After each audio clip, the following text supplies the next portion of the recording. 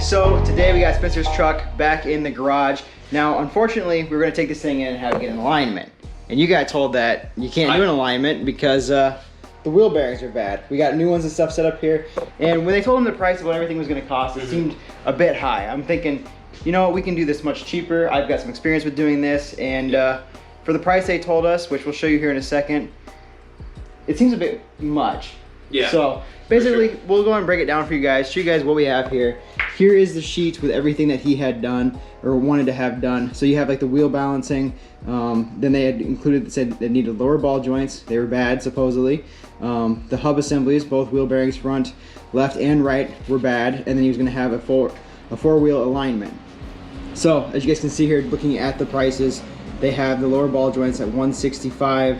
And then the replacement at $419, and then the front hub assembly at $458, with the other job being done at $215. So grand total of this whole thing was $1,300. Now we went to the store the other day, picked up our parts, and you guys can see here, just for the hub assembly was $263, and then for the ball joints was $93. So that's $360. That's almost $1,000 less than what they quoted us. So the job that we're gonna do today is gonna go ahead, show you guys how to do this so you guys can save money if you guys run into these issues where your truck, whether it be a Ford Ranger, Mazda B-Series truck, or anything along those lines, needs to have that kind of replacement.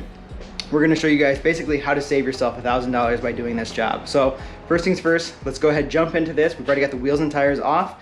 Next up, we need to do is the brakes. So like I said, first things first, we have to take the caliper off. In order to do that, there's a 15mm bolt here, and then there's a 15mm bolt on the bottom side. We'll get that removed, and then that can be hung out of the way. Lucky enough for us, we have just gone through and done the brakes, so this has new pads, new rotors, and everything. So this will be a lot simpler to remove. A lot of times when you guys get to the rotors, it'll be a little bit more of a challenge because this will be rusted to the hub itself. So, like I said, 215s, this will get out of the way. Just hang it up on like the upper control arm just to have it hung up out of the way, and we'll keep going from there.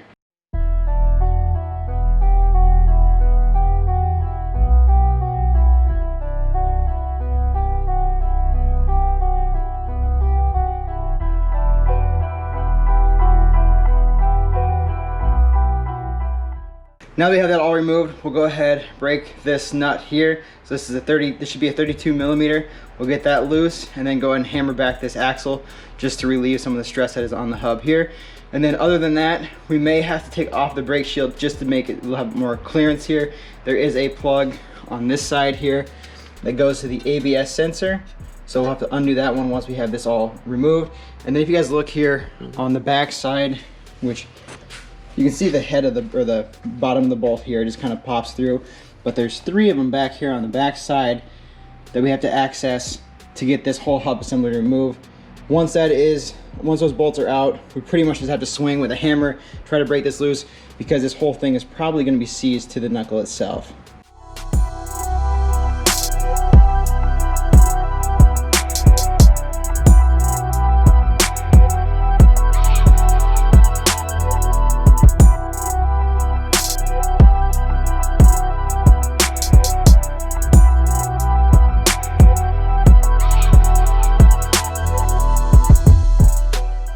So now you just gotta take off the shield and then the 3 bolts in the back.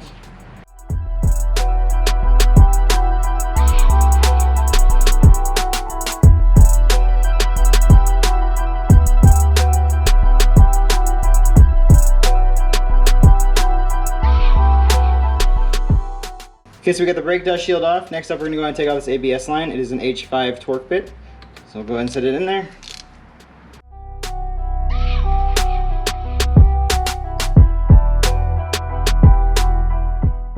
So I went ahead and completely removed the ABS line. It is just plugged in right up here, just like so. And then just completely taken out, set over there with the rest of our parts. Next up is go ahead and try to remove the hub. So it is 3 15mm bolts on the back side here. You guys can kind of see them. Yep, 1, 2, and then there's one on the opposite side over here. So we'll get those out, and then we'll go to town with a hammer and just try to get this thing to separate from the knuckle itself.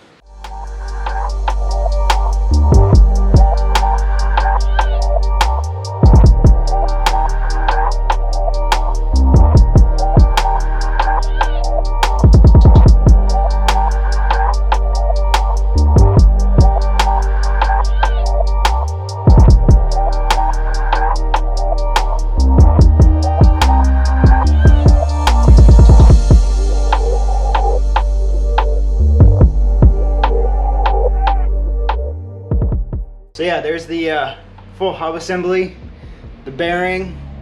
So yeah, this is garbage. We'll replace it with a new one. But before we do that, we need to go ahead and move some of the stuff out of the way, access this cotter pin and stuff, because we still need to do the ball joint as well. So now we got that whole hub assembly off. Like I mentioned, we're going to do the ball joint. So underneath here, you've got a castle nut and cotter pin. So we need to pull the cotter pin out and then take this castle nut out. Once that's done, we can go ahead and separate these two from the knuckle and the lower control arm, and we have to press out this ball joint. And we'll show you that more thoroughly once I get all this stuff taken out and moved out of the way.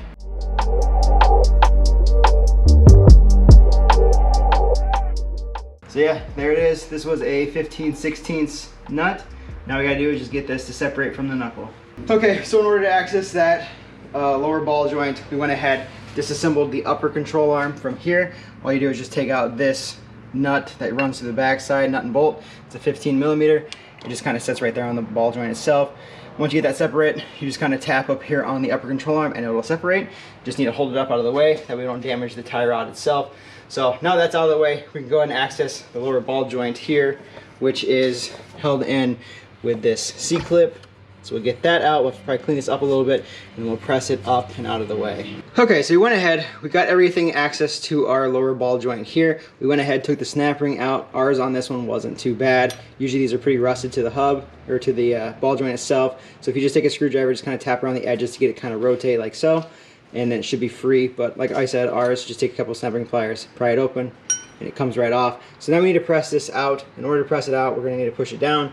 We have this whole tool set up here. So we'll take this as well as these tools, these adapters here, push it down to pop it out, and then we'll take the new one and push it in. So we'll show you guys the whole process for doing that. But yeah, everything so far is going pretty smoothly with this job.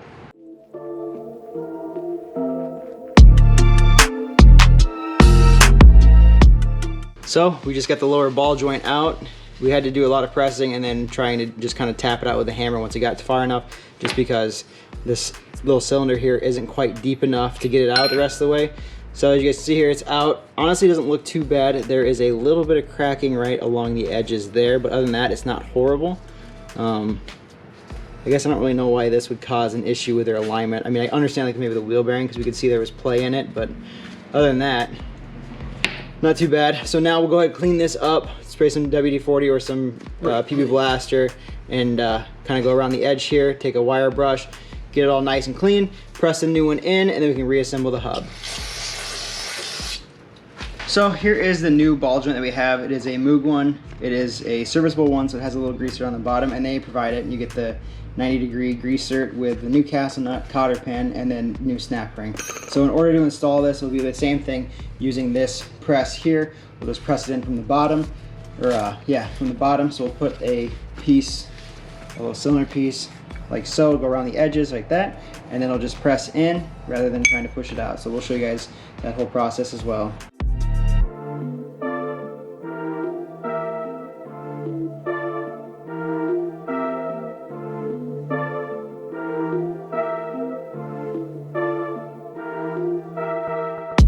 And just like that, we got the whole knuckle assembly back together. So we got this lower ball joint put in, the cotter pin is also in, put in the upper control arm, got that bolt all tightened down so that's all held in. Basically with this, you just kind of realigned it and then tapped this down with a hammer slightly, and it pushed it back into the knuckle assembly, and you were able to slide this bolt in through here. And as for this one down here, we ended up torquing this down to 98 foot-pounds and making sure that the cotter pin would line up to slide through there. So now everything is good to go. We can go ahead and put on our new hub assembly with wheel bearing, get that completed and out of the way. Like you guys saw, we took it apart. It's just going to go together the same exact way. So you have the 3 bolts that go through here. We'll probably throw on just a little bit of anti-seize around this edge here so it doesn't seize up. I know it wasn't too bad to take off, but there is some issues that you run into, which, like I said, with the Explorer that I had, that one, the hub and knuckle assembly were pretty well seized together. This one wasn't so bad. So we'll go and throw that on, then we can get the rotor, the caliper, the brake dust shield, and the ABS sensor and all that stuff replugged in and finished on this truck.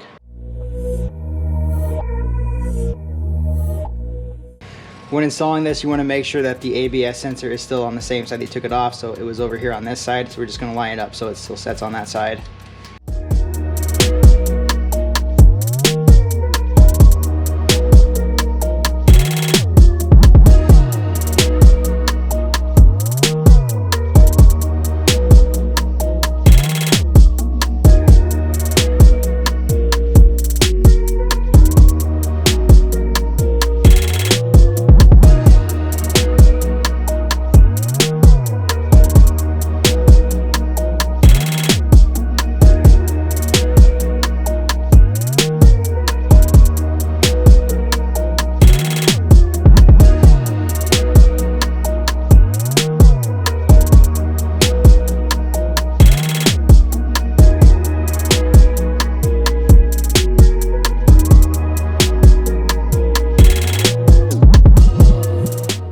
So you guys can see there, we managed to get everything reassembled and back together. All it's have to do is go ahead and throw our wheel on, and we have to torque down the center bolt here. This was 180 foot-pounds. So we'll do that after we get the wheels, the wheels and tires back on. That way it's all resting on the ground, and it'll be easier to crank and make sure it's set. So all it's have to do, one other side, and then this truck is complete and can get back on the road and finally get in alignment. So just like that, the truck is all done now. We got the wheels and tires back on. We got the hubs, or I guess the axle nuts. Those are torqued down to 180 foot-pounds. So now it is all completed and good to go. We're gonna take it out for a test drive here and see how it does. We shouldn't have any issues. But overall, our whole process of doing this was pretty simple. It took us 6 hours. I want to say it was about 6 hours. Obviously, we did the filming and stuff, so that takes up a little bit of time. And then we did take a little bit of break to go eat some lunch and take care of some other errands. But yeah, 6 hours saved you about $1,000 because this was a $300 repair just in parts alone. So yeah, if you do this job yourself, you will save a lot of money and have the truck and everything back on the road. All it's up to do now is just get an alignment. So hopefully Spencer here can get his truck aligned. They don't find any more issues, but yep. Truck's looking good. I'm pretty happy with it. I think you're happy with it. Yeah. So, I think it works good. So hopefully this helps you guys out and kind of shows you guys if you guys have to do any kind of like work as far as like hubs and stuff. You can always save money doing stuff yourself. Like we said, quite a bit of saving here. And if you guys like this video, make sure you give it a big thumbs up. Don't forget to subscribe, and I'll see you guys in the next one.